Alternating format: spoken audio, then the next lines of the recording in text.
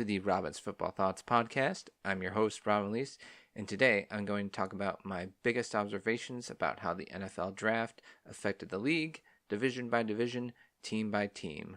We'll go in order from what looked to be the strongest divisions to the weakest.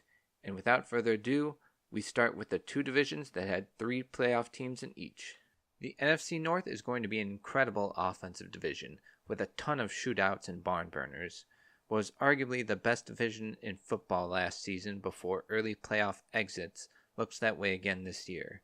Ben Johnson takes his very creative and top-tier scheme from Detroit to Chicago, with Bears fans hoping he gets Caleb Williams to make a second-year leap, similar to Sean McVay getting Jared Goff on the right track in year 2 in LA, and Johnson getting the best of Goff years 2 through 4 in Detroit. Adding the most versatile and fluid pass catcher at the tight end position in the draft in Colston Loveland from Michigan at pick 10, along with one-time first-round prospect Luther Burden as the slot/gadget guy with great speed and run catchability in the second round, hopefully gives the offense alignment versatility and easy completions that they did not have last season.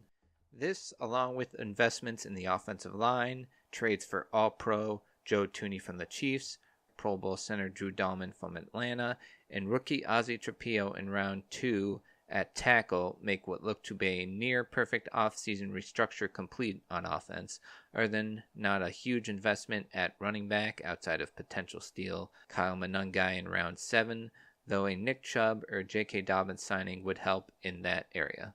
In Green Bay, where the draft was hosted, the Packers made a move at receiver they haven't in 23 years, picking a wide receiver in round 1 for the first time since 2002, Javon Walker.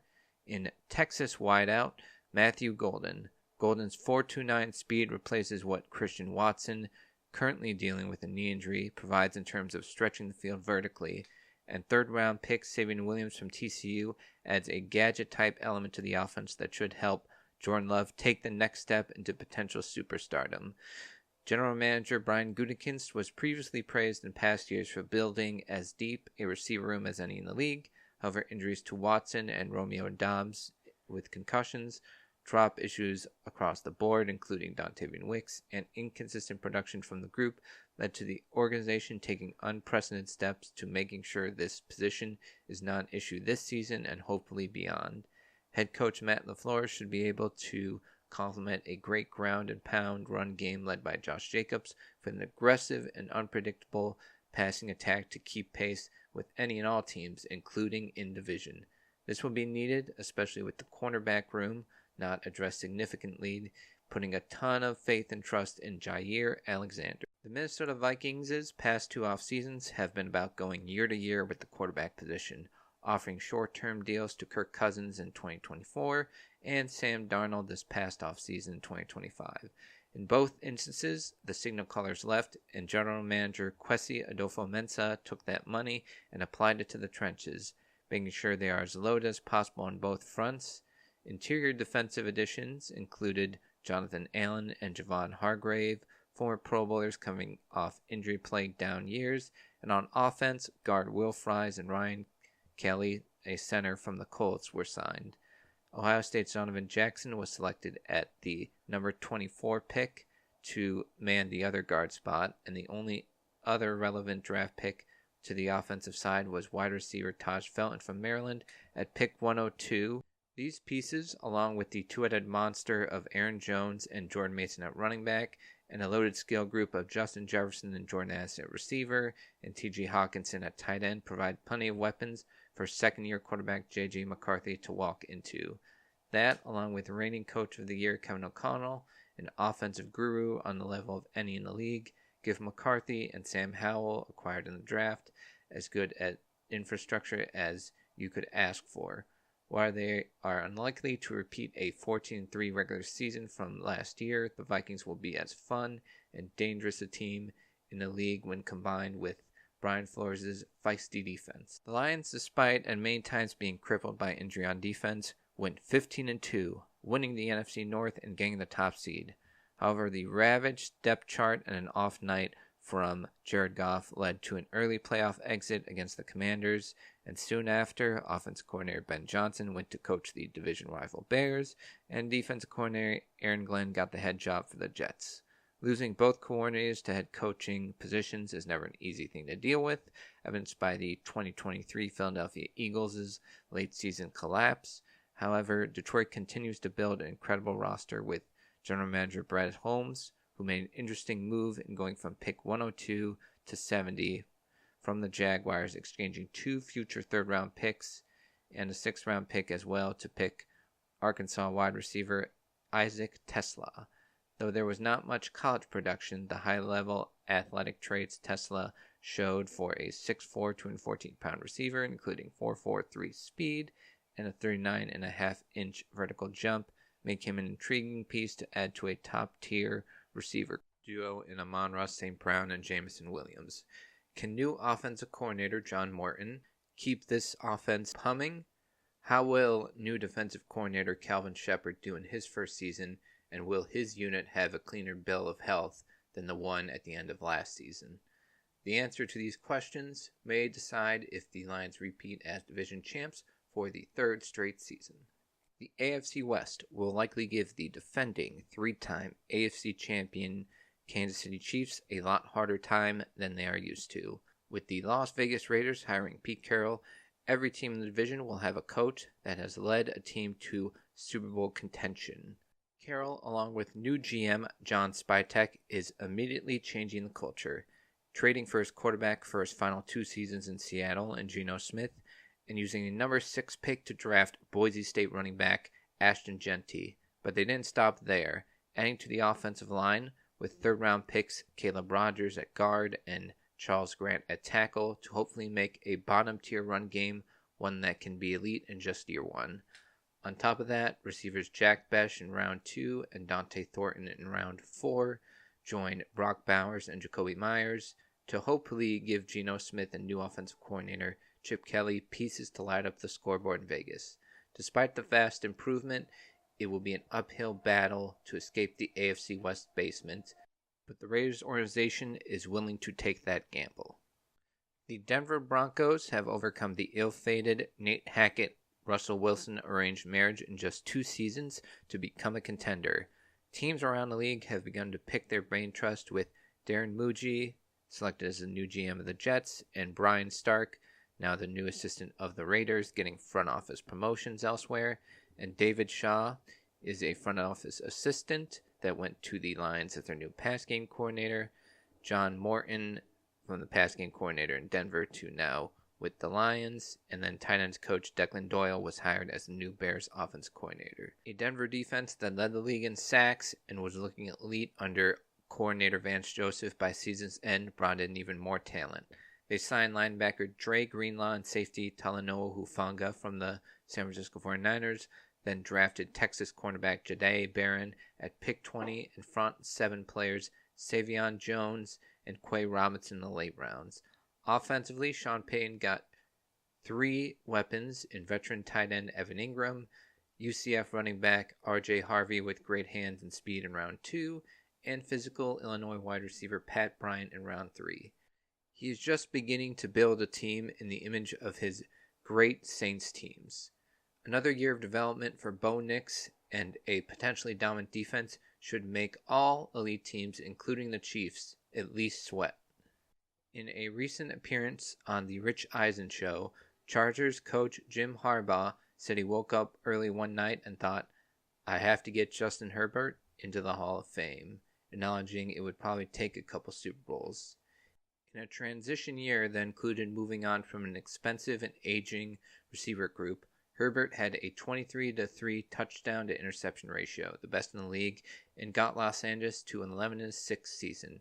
A rough postseason outing against the Houston Texans notwithstanding, the 6th-year quarterback is among the most talented at his position, with offensive line investments, 2024 number 5 overall pick Joe Alt at right tackle, and free agent Mekhi Becton brought in at guard this offseason, and some moves at receiver, 2024 second-rounder Ladd McConkey, and 2025 selections Trey Harris in round 2, receiver Keandre Lambert-Smith in round 5, along with move tight end Rondé Gadsden, also in round 5. The strong run game duo of Najee Harris and number 21 overall pick Omarion Hampton should be a group that puts up points while embracing Harbaugh and offensive coordinator Greg Roman's ground and pound style. Combined with defensive coordinator Jesse Minter's versatile and tough unit, the Chargers have molded themselves from talented but soft underachievers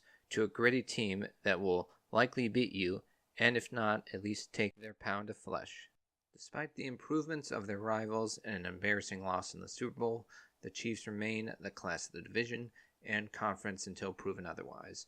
However, they did make some risky moves in the offseason, starting with trading All-Pro guard John Tooney, who saved their bacon at left tackle when he had to move there late last season, due to having to choose between him or Trey Smith at the same position long term. They moved 2024 second-rounder Kingsley Suamataia to left guard and brought in a free agent, 49ers Jalen Moore, and draft pick, number 32 overall pick Josh Simmons from Ohio State, to hopefully fix a left tackle spot that was a mess last season. Then they brought back speedster Hollywood Brown, who only played 3 regular season games in 2024, hoping that Brown, Xavier Worthy, and Rashee Rice, coming off an ACL and legal issues still pending, can be the receiver trio that helps Patrick Mahomes get back to 2022 form, where he had over 5,000 yards and 41 touchdowns. Kansas City reloaded in the draft, adding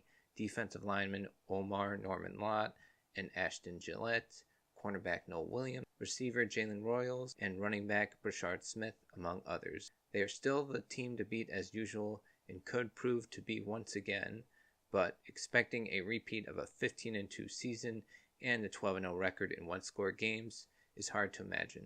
Every NFC West team has appeared to improve their defense and has it looking like the third elite division in football. The 49ers look to come off the Super Bowl loser hangover season with a vengeance, bring back Robert Saleh as defense coordinator. General Manager John Lynch went big into improving the defensive front, taking Georgia edge Michael Williams at 11th overall, and took Alfred Collins and C.J. West at defensive tackle to rebuild the defensive line around Nick Bosa.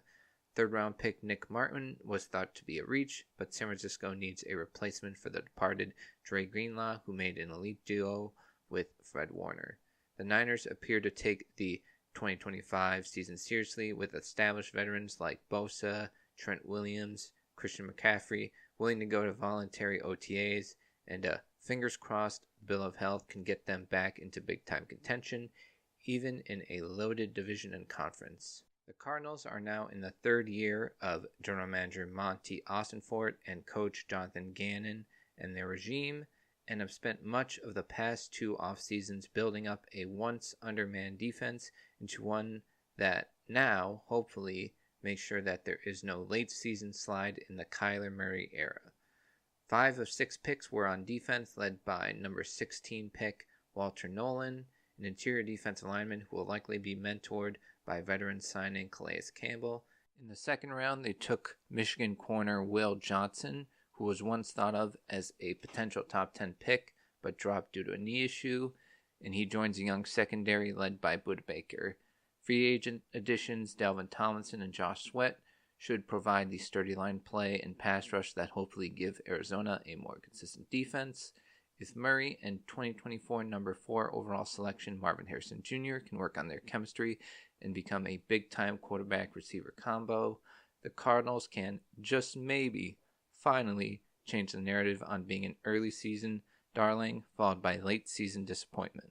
The Seahawks have had as eventful an off-season as any team in the league, starting with the change at offensive coordinator, letting go of Ryan Grubb after 1 season, and bringing in Clint Kubiak from New Orleans.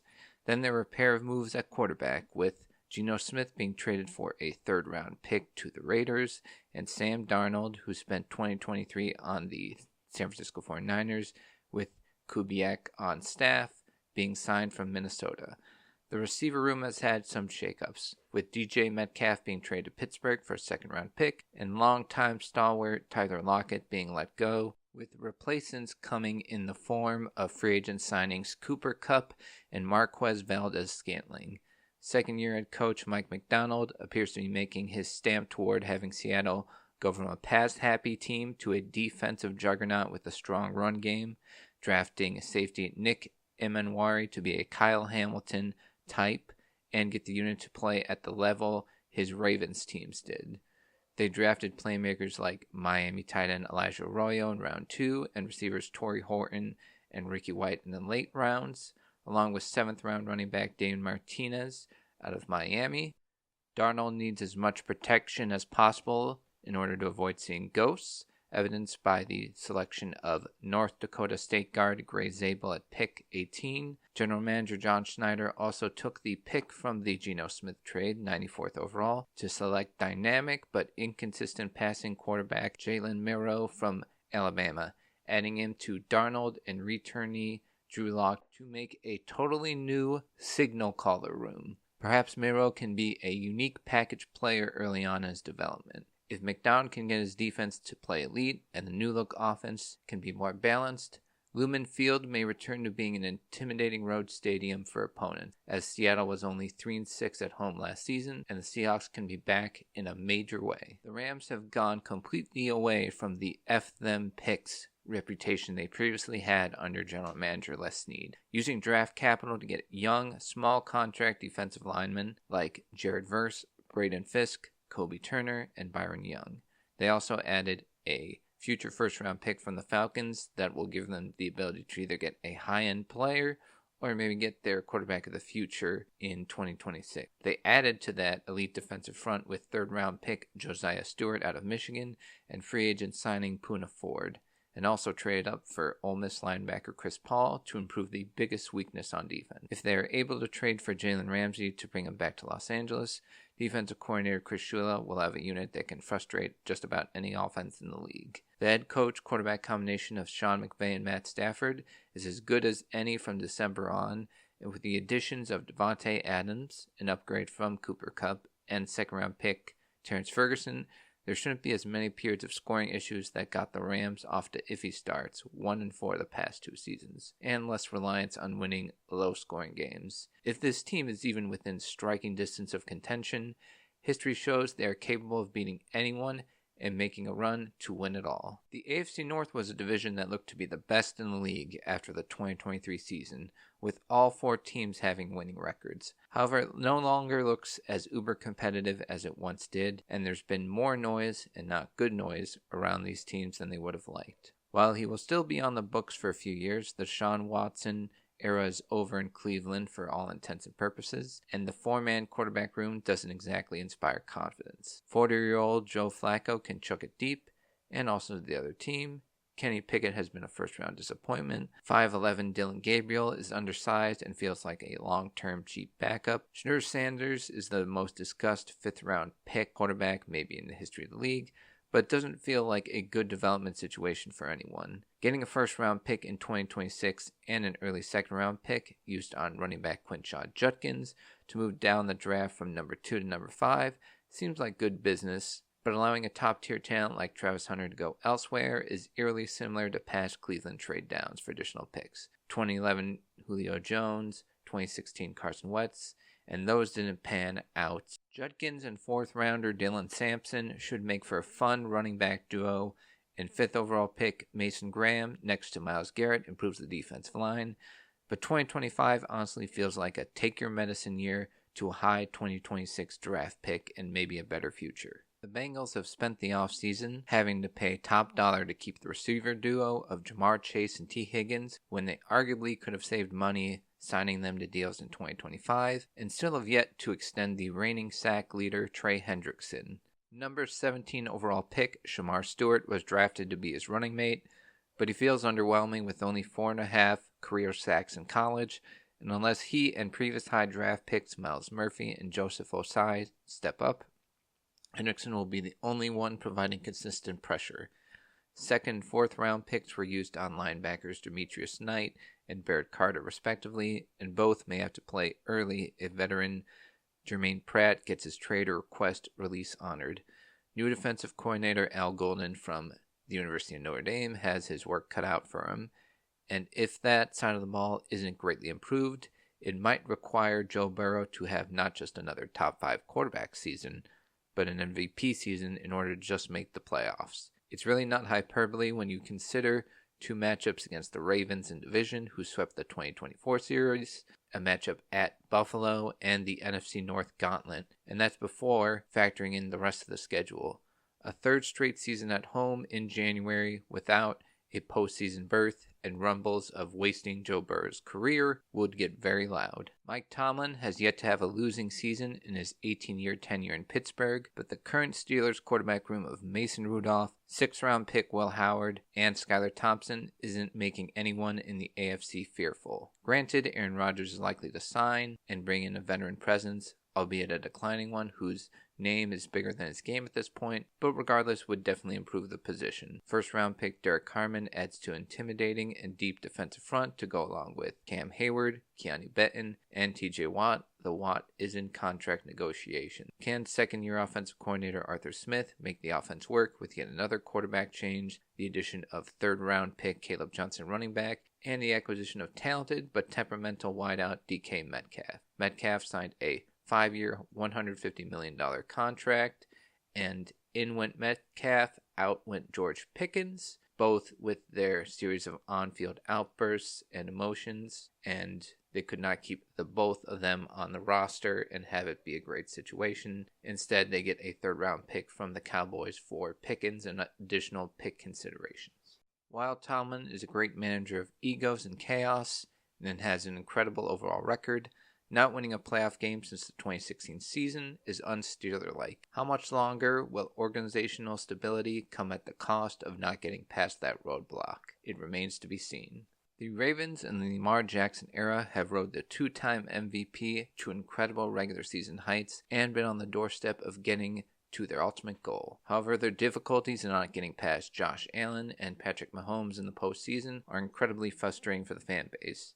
An offseason with kicker Justin Tucker being investigated for sexual misconduct and then later released, with Arizona's Tyler Loop drafted in round 6 to replace him, Mark Andrews trade rumors that have yet to come to fruition, and the controversial selection of Tulane edge Mike Green, sexual assault allegations in both high school and college, has made it noisier than needed. Jackson and Derrick Henry are the best backfield in football, and defensive coordinator Zach Orr got the unit to significantly improve by season's end.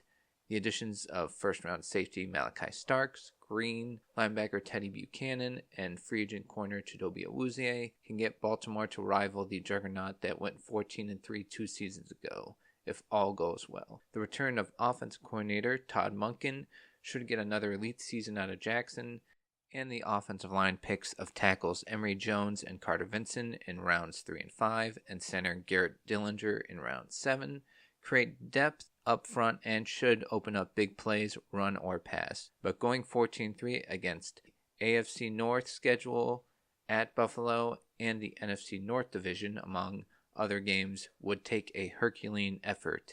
The NFC East looks as of now to be a top-heavy division, with the reigning Super Bowl champion and NFC runner-up atop the division. The Giants have built back up the defense with free agent additions like Javon Holland and Paulson Debo in the secondary and Roy Robertson Harris on the front 4. They continued in the draft with number 3 overall pick Abdul Carter and 3rd-round pick Darius Alexander. Head coach Brian Daboll, though his tenure is tenuous, traded up for his quarterback of the future in Ole Miss's Jackson Dart at number 25. Learning an NFL offense will take Dart some time, so having veterans Russell Wilson and Jameis Winston ahead of him on the depth chart will keep him off the field at least for some time. The potentially elite defensive line with Carter, Brian Burns, and Dexter Lawrence, among others, could keep games within reach, but I don't know if that's enough for New York to be competitive, and Daboll and general manager Joe Schoen to keep their jobs past 2025. The Cowboys had an injury-plagued 2024 season and hope for better luck in that regard for Dak Prescott, Micah Parsons, and Trayvon Diggs, among others. A lot of their moves make sense in a vacuum, such as going cheap at running back with veteran signings Miles Sanders and Javonte Williams, and then drafting 5th-round pick Jaden Blue and 7th-round pick Phil Maffa at the position. Then also taking guard Tyler Booker at pick 12 to replace retired stud Zach Martin, and selecting edge rusher Donovan Izaraku in round 2 and corner Siobhan Ravel in round 3 to bring big playability to the defense. However, the offense still feels like there's no strong run game to complement Dak, and there was no dangerous threat to take pressure off CeeDee Lamb until they added talented but emotionally volatile George Pickens in a trade this week, and no proof of concept for new head coach Brian Schottenheimer to have immediate success. After winning the division in 2023,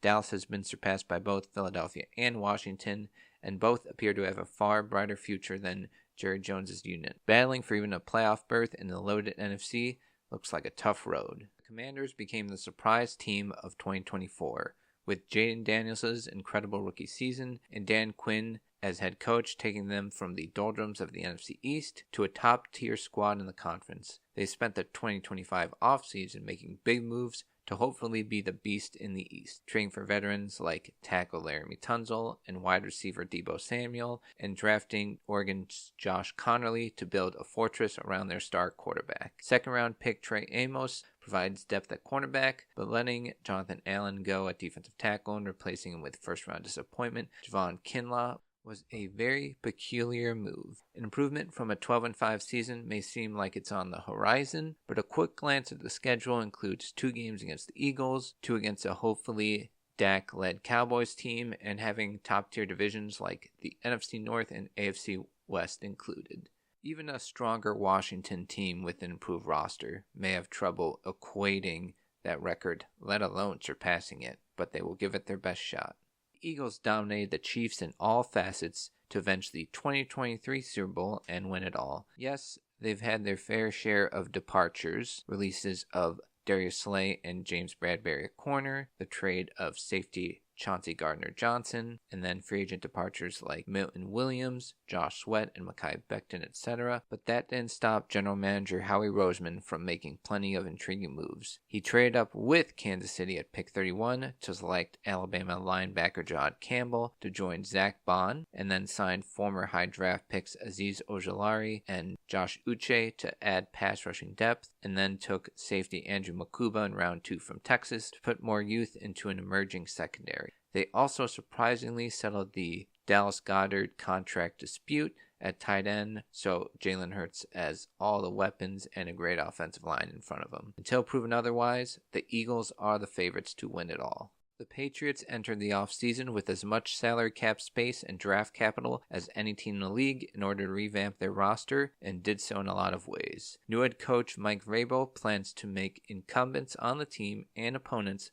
uncomfortable with the amount of players added to the roster at every position. Milton Williams and Harold Landry were brought in to bolster the defensive line. Carlton Davis was signed to play opposite Christian Gonzalez for a great corner duo, and Matt Collins and Stephon Diggs add veteran presence and production to the receiver room. The draft was built around further helping second-year quarterback Drake May, drafting LSU offensive tackle Will Campbell at pick number 4, who said he will, quote, fight and die to protect May. In round 2, they added explosive Ohio State running back Travion Henderson, who is also great in pass protection, and they took wide receiver Kyle Williams in round 3. Despite only winning 1 start in year 1, New England fans have a lot of reason to believe that Drake May's high-level talent will shine more in year 2 with better pieces and culture around him, and there's a bright future ahead. The Jets have moved on from the ill-fated Aaron Rodgers era, with new head coach Aaron Glenn and general manager Darren Muji establishing that they dictate the future of the roster. Justin Fields will be a dual-threat quarterback who, with an improved offensive line that includes number 7 overall pick Armand Membu, which will provide toughness and hopefully control the clock. The passing game will need some work between Fields' deficiencies in that area of his game and no big-time weapons outside of college teammate Garrett Wilson, second-round pick Mason Taylor, and fourth-round receiver Arian Smith are welcome additions, but not game changers as of now. Free agents signing Brandon Stevens and third-round pick Azaria Thomas add physicality at corner next to Sauce Gardner, and if the defensive front is healthy, Jermaine Johnson is coming off an injury. They will be able to stop great AFC offenses sometimes, but they can't be expected to win any potential shootouts, and their current ceiling in the conference and even in the division is limited. The Dolphins have gone a quarter century without a playoff win, and this offseason doesn't appear to have gotten them any closer, though they're at one time able to get an incredibly explosive offense with the speed of Tyreek Hill, Jalen Waddle, and Devon Achane, combined with the ability of Tua Tagovailoa to be able to distribute the ball and play his best football under head coach Mike McDaniel. It feels like that era has peaked without any signature wins. Miami has worked to improve the trenches on both sides, with number 13 pick defensive tackle Kenneth Grant from Michigan, second round pick guard Jonah Savaiinaea, free agent signing guard James Daniels, and are working toward moving past the soft label they've had late in seasons. But the talent overall is not comparable to the top AFC squads or to Buffalo in their own division, and that's before they might move on from Jalen Ramsey and or Tyreek Hill. Question is, what type of record or season is needed for McDaniel and general manager Chris Grier to stay on as the brain trust past 2025? Bills general manager Brandon Beane strongly defended his pick strategy on the Monday after a draft in which no wideout was picked until round 7, Caden Prather, and he did so on WGR 550 in Buffalo. He used very colorful language to make it clear his choice is to build up a defense that needs to play better in order to finally beat Patrick Mahomes and the Chiefs after 4 postseason defeats. He doubled down with both veterans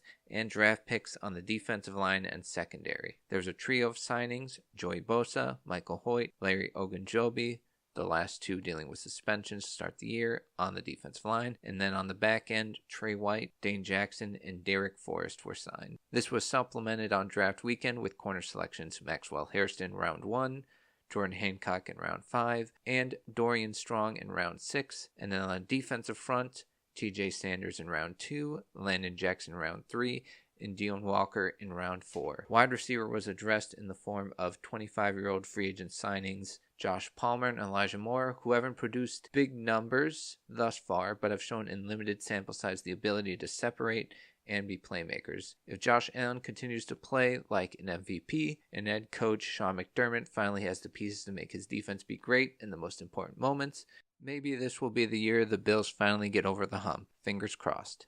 A year ago, the AFC South looked like a potential heavyweight division, with each team loading up around a young quarterback. While development of raw signal callers is still a theme in this division, the perception of these squads and players may have changed somewhat. The Titans used the number 1 overall pick to select Miami's Cam Ward, who after transferring from Washington State, finally got the wins and accolades at a bigger school. The signings of veteran offensive tackle Dan Moore and guard Kevin Zeitler should help protect Ward, and then the additions of rookie wideouts Tremere DK, round 4, Alec Iomanner in round 5, and college teammate Xavier Restrepo as an undrafted free agent, and then tight end Gunnar Helm in round 4. They add pieces to what was a weak receiver group.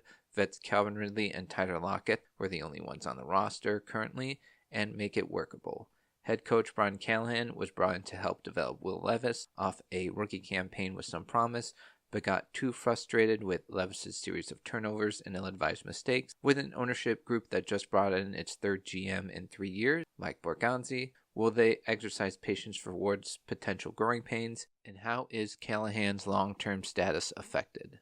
Jaguars general manager James Gladstone made the boldest move of the draft, trading pick number 36 and a 2026 first-round pick to move up from number 5 to number 2 for Colorado receiver and corner Travis Hunter. Plans are to start him out wide and pair him with second-year star Brian Thomas Jr. and use him situationally on defense. A unique situation for a unicorn prospect that will be fun to monitor.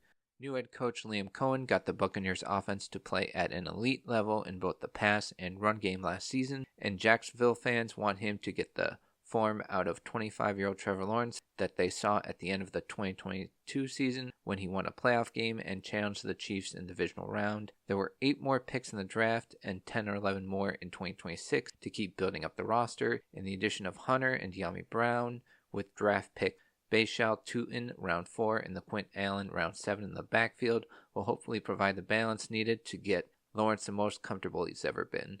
Jags fans may be the most excited they've been about the direction of the franchise in years, but even early in this regime's tenure, the pressure's on. The Colts are 17-17 in coach Shane Steichen's first 2 seasons, but he and general manager Chris Ballard barely survived the 2024 season, and owner Jim Irsay has made in-season coaching changes before.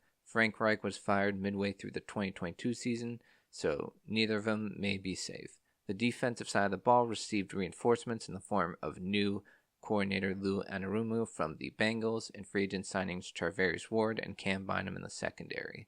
With some more stops, hopefully Indianapolis can take more advantage of a talented skill group: Michael Pittman, Alec Pierce, Josh Downs at wide receiver with Jonathan Taylor in the backfield.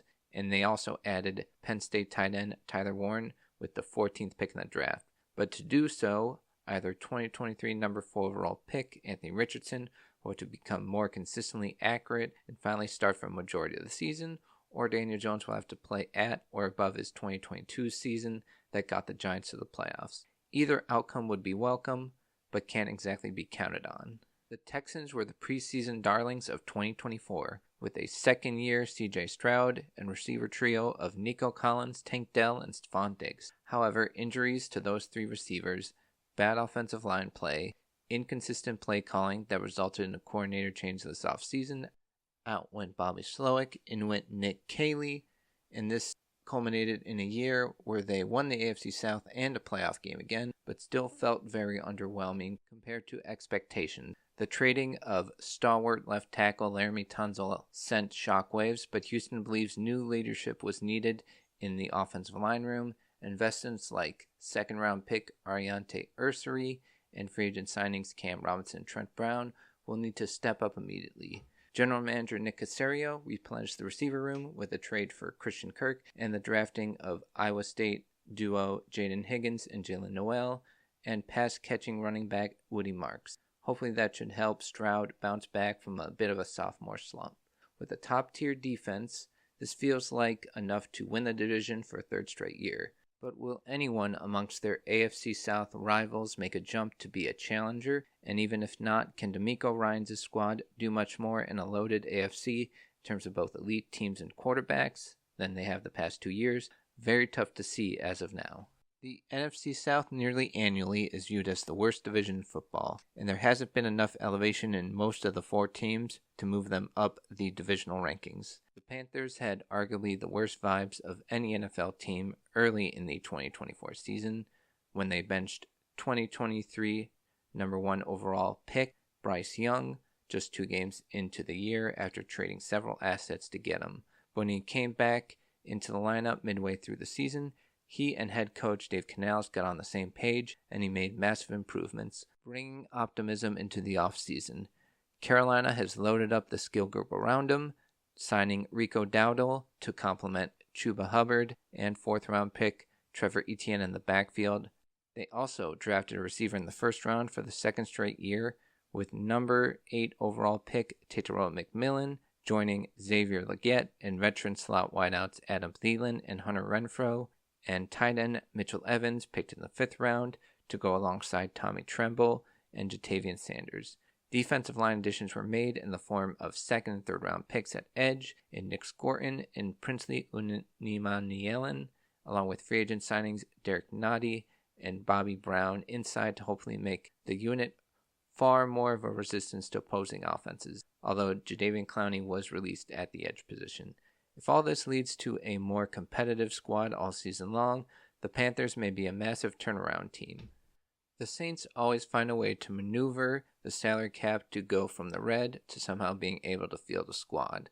But the bills come due in the form of untenable situations and rough contracts to get out of, and Derek Carr's shoulder injury may have led to one of the more curious picks of the draft in 2nd rounder Tyler Shuck out of Louisville. Shuck will turn 26 in September and never had an elite season at the position in college. However, he may be forced into duty early if Carr's not recovered and previous draft picks Spencer Rattler and Jake Haener can't beat him out.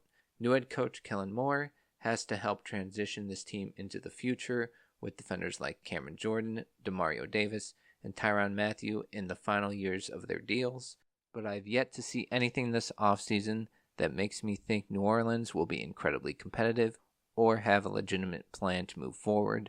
If rookie draft picks like number 9 offensive tackle Kelvin Banks, defensive tackle Kelvin Broughton in round 3, safety Jonas Sanker in round 3, 4th rounders in linebacker Danny Stutzman and cornerback Quincy Riley, and then 6th-round running back Devin Neal can provide good production at cheap cost, there may be some hope.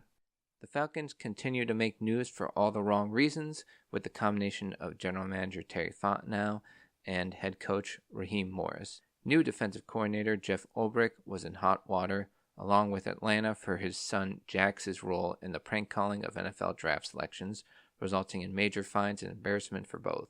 They made major pass rush investments for Ulbrich with number 15 pick Jalen Walker and number 26 pick James Pierce Jr., though the Pierce pick was acquired in part for the high price of a 2026 first-round pick to the Rams. These additions, along with free agent signing Leonard Floyd, need to get a pass rush that ranked second to last in sacks to play at a much higher level. Michael Penix showed some high-end passing ability at the end of the season when put into the lineup, but if he has to be in shootouts on a weekly basis, his production and a talented skill group may not produce the amount of wins owner Arthur Blank will want to see. Another disappointing season after the Kirk Cousins disaster may result in a total house cleaning in January 2026. The Buccaneers feel like the only stable organization in the NFC South, with 5 straight division titles under general manager Jason Light, who runs a tight ship. His first pick this year appeared peculiar, with Emeka Egbuka picked at number 19 to join a loaded receiver room. However, Mike Evans is in the last year of his contract, and Chris Godwin is coming off ankle surgery, so additional depth with him, 7th-rounder Tez Johnson, and 2nd-year Jalen McMillan should help quarterback Baker Mayfield. Tampa Bay has had its last 2 offensive coordinators lead for head coaching jobs the last 2 off seasons, Dave Canales and Liam Cohen, but a loaded skill group should help ease the transition for offensive coordinator Josh Grizzard. The defensive backfield got help in the form of corner selections Benjamin Morrison and Jacob Parrish in rounds 2 and 3 respectively, and should make head coach Todd Bowles more comfortable using his aggressive blitzes to get a more consistent pass rush, with the help of free agent signing Hassan Reddick. Unless there's an out-of-nowhere riser in this division, it appears the Buccaneers will hoist the NFC South crown for a 6th straight season.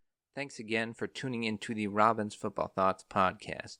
We'll be back later in May to review the NFL schedule release and pick out some of the more intriguing games and storylines that emerge. Also, if you like movie reviews, I also have the Robin's Movie Thoughts podcast, which includes my takes on the latest cinema and TV offerings. Thank you so much again for tuning in, and have a wonderful day.